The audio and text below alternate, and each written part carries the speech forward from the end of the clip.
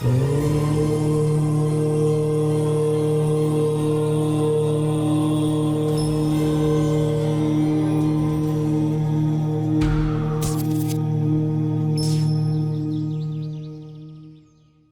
ಎದ್ದರೆ ತಲೆ ಸುತ್ತುತ್ತದೆ, ಪರಿಹಾರ ತಿಳಿಸಿ. ನೋಡಪ್ಪ, ಸಂಗಮೇಶ್, ಯಾಕೆ ಆ ರೀತಿ ಆಗುತ್ತೆ ಅಂತಂದ್ರೆ, ಸಾಮಾನ್ಯವಾಗಿ ಕುಳಿತು ಕೆಲಸ ಮಾಡುವಂಥವ್ರು ನಿಮ್ಮ ಮನಸ್ಸಿನ ಶಕ್ತಿ ಚೈತನ್ಯ ಅಂದ್ರೆ ಒಂದು ಫಿಸಿಕಲ್ ಶಕ್ತಿ ಚೈತನ್ಯ ಅಂದ್ರೆ ದೇಹದ ಶಕ್ತಿ ಚೈತನ್ಯವನ್ನ ವಿನಿಯೋಗಿಸಿ ದುಡಿಯುವಂತ ಕೆಲವೊಂದು ಕೆಲಸಗಳು, ಮಾನಸಿಕ ಶಕ್ತಿ ಚೈತನ್ಯವನ್ನ ಉಪಯೋಗಿಸಿ ವಿನಿಯೋಗಿಸಿ ದುಡಿಯುವಂತ ಮತ್ತೊಂದು ಕೆಲಸಗಳಿರ್ತವೆ. ಯಾರ್ಯಾರಿಗೆ ಮಾನಸಿಕವಾಗಿ ಕೆಲಸಗಳನ್ನ ಹೆಚ್ಚಾಗಿ ಮಾಡ್ತಾರೋ ಇಂಥವ್ರಿಗೆ ಈ ರೀತಿ ಸಮಸ್ಯೆಗಳು ಬರ್ತವೆ. ಇದು ನನ್ನ ಅನುಭವ. ದೈಹಿಕವಾಗಿ ಕೆಲಸ ಮಾಡೋರಿಗೆ ಸ್ವಲ್ಪ ಏನಾದರೂ ಬಿಸಿಲಲ್ಲಿ ಕೆಲಸ ಮಾಡಿದ್ರೆ ಅವ್ರೊಂದು ಸ್ವಲ್ಪ ರೆಸ್ಟ್ ತಗೊಂಡು ಬೆವರನ್ನೆಲ್ಲ ಅಳಿಸಿ ಒಂದು ಸ್ವಲ್ಪ ಎಳ್ನೀರು ಅದು ಇದು ಕುಡಿದು ಮತ್ತೆ ತಿರ್ಗಾ ಶುರು ಮಾಡಬಹುದು. ಅವ್ರಿಗೂ ಆ ರೀತಿ ಆಗುತ್ತೆ, ಯಾಕೆಂದ್ರೆ ಬಿಸಿಲಲ್ಲಿ ಕೆಲಸ ಮಾಡ್ತಾರೆ. ಅವ್ರದ್ದು ಫಿಸಿಕಲಿ ಕೆಲಸ ಮಾಡೋರು, ಈ ಕಾರ್ಪೆಂಟ್ರು, ಬಿಲ್ಡಿಂಗ್ ಪೇಂಟ್ರು, ಹೊರಗಡೆ ಮರ ನೆಡೋರು, ಅವ್ರು ಇವರೆಲ್ಲ ಇರ್ತಾರೆ ಪಾಪ, ಶ್ರಮಜೀವಿಗಳವರೆಲ್ಲ. ಅವ್ರಿಗೆ ಆರೋಗ್ಯನೂ ಚೆನ್ನಾಗಿರ್ತದೆ, ಒಂದು ಸ್ವಲ್ಪ ತಲೆ ಸುತ್ತು ಬರ್ತದೆ. ಆದರೆ ಮೆಂಟಲಿ ಮಾಡುವಂಥವ್ರು ಇದಕ್ಕೆ ಹೆಚ್ಚಾಗಿ ನನ್ನ ಬಳಿ ವಾರದಲ್ಲಿ ಒಬ್ಬರಾದ್ರೂ ಬಂದೇ ಬರ್ತಾರೆ. ಸಾಫ್ಟ್ವೇರ್ ಇಂಜಿನಿಯರ್ ಕೆಲಸ ಮಾಡೋರು, ಸ್ಟ್ರೆಸ್ ರಿಲೀಫ್ಗೋಸ್ಕರ ನಾನು ಇಲ್ಲಿ ಬಂದರೆ ಯೋಗ ನಿದ್ರೆಯನ್ನು ಮಾಡಿಸ್ತೀನಿ ಅವ್ರಿಗೆ.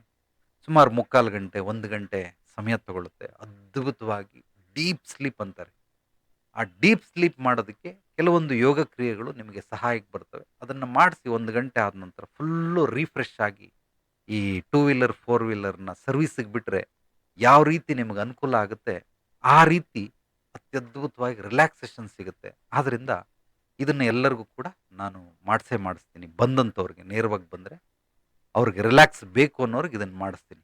ಆದ್ದರಿಂದ ತಲೆ ಸುತ್ತು ಬರೋದಕ್ಕೆ ಮೂಲವಾಗಿ ಕಾರಣ ಸಂಗಮೇಶ್, ಮೋಸ್ಟ್ಲಿ ನೀನು ಮಾನಸಿಕ ಶಕ್ತಿ ಚೈತನ್ಯವನ್ನು ವಿನಿಯೋಗಿಸಿ ಕೆಲಸ ಮಾಡ್ತಾ ಇದ್ದರೆ ಈ ರೀತಿ ಆಗೋದಕ್ಕೆ ಸಾಧ್ಯವಿದೆ. ಅದಕ್ಕೆ ಸ್ವಲ್ಪ ರಿಲ್ಯಾಕ್ಸೇಷನ್ ಅವಶ್ಯಕತೆ ಇದೆ. ವಾರ್ಮ್ ಅಪ್ ಮಾಡಬೇಕು ಊಟಕ್ಕಿಂತ ಮುಂಚೆ. ಅಂದರೆ ಒಂದು ಅರ್ಧ ಗಂಟೆ 3/4 ಗಂಟೆ 1 ಗಂಟೆ ಮುಂಚೆ ಊಟ ಆಗಿ ಸುಮಾರು 1.5 ಗಂಟೆ 2 ಗಂಟೆ ನಂತರ ಜಸ್ಟ್ ಹಿಂಗೆ ನಾವು ಸ್ಕೂಲಲ್ಲಿ ಎಕ್ಸಸೈಸ್ ಮಾಡಿಸ್ತಾ ಇದ್ರಲ್ಲ, ಹಿಂಗೆ ಕ್ಲಾಪ್ಸ್ ಮಾಡಿ, ಜಂಪ್ ಮಾಡಿ, ನಿಂತಲ್ಲೇ ರನ್ನಿಂಗ್ ಮಾಡೋದು ಅಥವಾ ಜಿಗಿಯೋದು, ಕುಣಿಯೋದು, ಈ ರೀತಿ ಸ್ವಲ್ಪ ಶರೀರವನ್ನು ಸಡಿಲ ಮಾಡಿಕೊಂಡ್ರೆ ಆ ರೀತಿ ಎಕ್ಸಸೈಸ್ ಎಲ್ಲ ಆಗೋದಿಲ್ಲ. ಸೊ ಎಲ್ಲದಕ್ಕೂ ಅತ್ಯದ್ಭುತವಾದ ಯೋಗಾಸನ ಹೇಳ್ಕೊಟ್ಟಿದ್ದಾರೆ. ಆ ಯೋಗಾಸನದಲ್ಲಿ ಕೆಲವೊಂದು ಆಸನಗಳು ಬಹಳ ಬಹಳ ನಮಗೆ ಸಹಾಯ ಮಾಡುತ್ತೆ. ಪ್ರತಿಯೊಬ್ಬರು ಸೂರ್ಯ ನಮಸ್ಕಾರವನ್ನು ಮಾಡಬಹುದು. ಸೊ ದಿನಕ್ಕೆ 21 ಸೂರ್ಯ ನಮಸ್ಕಾರ ಮಿನಿಮಮ್, ಮ್ಯಾಕ್ಸಿಮಮ್ 48, 108, 1000 ಚಿಲ್ಲರೆ ಮಾಡುವಂಥವ್ರು ಇದ್ದಾರೆ, ರೆಕಾರ್ಡ್ ಮಾಡಿರೋರು ಇದ್ದಾರೆ. ಆದ್ದರಿಂದ ಇದನ್ನು ನೀವು ಬಳಸ್ಕೊಳ್ಬಹುದು. ಸೊ ಪ್ರತಿಯೊಬ್ಬರು ಸೂರ್ಯ ನಮಸ್ಕಾರವನ್ನು ಮಾಡಿ ದೇಹದ ಎಲ್ಲ ಅವಯವಗಳಿಗೆ ಅದು ಎಕ್ಸಸೈಸ್ ಆಗುತ್ತೆ. ಅಥವಾ ಸ್ವಿಮ್ಮಿಂಗ್, ನಾನು ಹೇಳ್ದಂಗೆ ಸ್ವಿಮ್ಮಿಂಗ್ ಮಾಡಬಹುದು, ಅದನ್ನು ಕೂಡ ಮಾಡಿದ್ರು ಕೂಡ ಆಗುತ್ತೆ. ಇನ್ನು ಭುಜಂಗಾಸನ, ಸರ್ವಾಂಗಾಸನ, ಇದರಲ್ಲೂ ಕೂಡ ಒಳ್ಳೆ ಬೆನಿಫಿಟ್ ಇದೆ, ಇದನ್ನು ಕೂಡ ಮಾಡಬಹುದು. ಯಾವುದೂ ಇಲ್ಲ, ತುಂಬ ಸರಳವಾಗಿರುವಂಥದ್ದು. ಈಗ ಕೇಳಿದಂಥವ್ರಿಗೆ ಅಂದರೆ ತಲೆ ಸುತ್ತು ಬರ್ತದೆ ಕುಂತಿದ್ರೆ ಅನ್ನೋರಿಗೆ, ಮತ್ತು ಸಾಮಾನ್ಯವಾಗಿ ಎಲ್ರಿಗೂ ದಂಡಕ ಅಂತಾರೆ. ಅಂದರೆ ಈ ರೀತಿ ಕಿವಿಗಳನ್ನು ಹಿಡ್ಕೊಂಡು ಮಂಡಿ, ನಿಮ್ಮ 2 ಕುಂಡಿಗಳು ಹಿಮ್ಮಡಿಯನ್ನು ಟಚ್ ಮಾಡಬೇಕು, ಪಾದದ ಹಿಮ್ಮಡಿಯನ್ನು ಟಚ್ ಮಾಡಬೇಕು. ಆ ರೀತಿ ಎದ್ದೊಳಿ ಕುಂತ್ಕೊಳ್ಳಿ.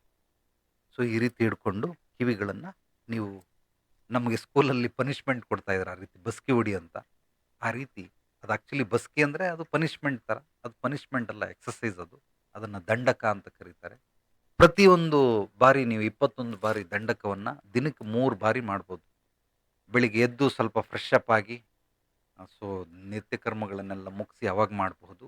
ಮತ್ತು ಒಂದು 12 ಗಂಟೆ ಹಿಂಗೆ ಒಂದು ಸ್ವಲ್ಪ ಸೋಮಾರಿತನ ಆವರಿಸ್ಕೊಳುತ್ತೆ ಕೆಲಸ ಮಾಡ್ತಾ ಮಾಡ್ತಾ, ಅವಾಗೊಂದು 21 ಸಲ ಮಾಡಬಹುದು. ತಿರ್ಗಿ ಸಂಜೆ ಅಂದರೆ ಸೂರ್ಯಾಸ್ತಮ ಆಗೋದಕ್ಕಿಂತ ಮುಂಚೆ ನಿಮ್ಮ ಮನೆ ಮೇಲೆ ಹೋಗಿ ಅಥವಾ ಪಾರ್ಕಲ್ಲಿ ಹೋಗಿ ಅಥವಾ ಎಲ್ಲ ಆಫೀಸಲ್ಲಿ ಇರುತ್ತೋ ಸ್ವಲ್ಪ ಬೆಳಕು, ಸಹಜವಾದ ಗಾಳಿ ಬೆಳಕು ಬರೋ ಜಾಗದಲ್ಲಿ ಕೂಡ 21 ಸಲ ಮಾಡಿದ್ರೆ ಅದ್ಭುತವಾದಂತಹ ರಿಸಲ್ಟ್ ಸಿಗುತ್ತೆ. ಇದನ್ನು ನಾನು ಅಳವಡಿಸ್ಕೊಂಡಿರೋದ್ರಿಂದ ದಿನನಿತ್ಯ ನಾನು ಮಾಡೇ ಮಾಡ್ತೀನಿ. ನಾನು ಕೆಲವ್ರಿಗೆ ಎಕ್ಸಸೈಸ್ ಮಾಡಿ ತೋರಿಸ್ತೀನಿ. ಆ ರೀತಿ ನೀವು ಮಾಡಿಬಿಟ್ಟು ನನಗೆ ವಿಡಿಯೋಗಳನ್ನು ಕಳಿಸಿ ನನ್ನ ಫೇಸ್ಬುಕ್ ಅಕೌಂಟಲ್ಲಿ ಎಲ್ಲರದ್ದು ಕೂಡ ಹಾಕ್ತೀನಿ. ಸೊ ನಾಳೆ ನಿಮಗೆ ವಿಡಿಯೋ ಮಾಡಿ ಕಳಿಸ್ತೀನಿ. ಅದನ್ನು ನೋಡಿ ನಾನು ಮಾಡೋ ರೀತಿ ನೀವು ಕೂಡ ಮಾಡಬಹುದು. ಮಾಡೋದಕ್ಕೆ ಪ್ರಯತ್ನ ಪಡಿ. ಆಗಲಿಲ್ಲ ಅಂದರೆ ಸತತವಾಗಿ ಪ್ರಯತ್ನ ಪಡ್ತಾ ಇರಿ, ಖಂಡಿತವಾಗ್ಲಾಗುತ್ತೆ.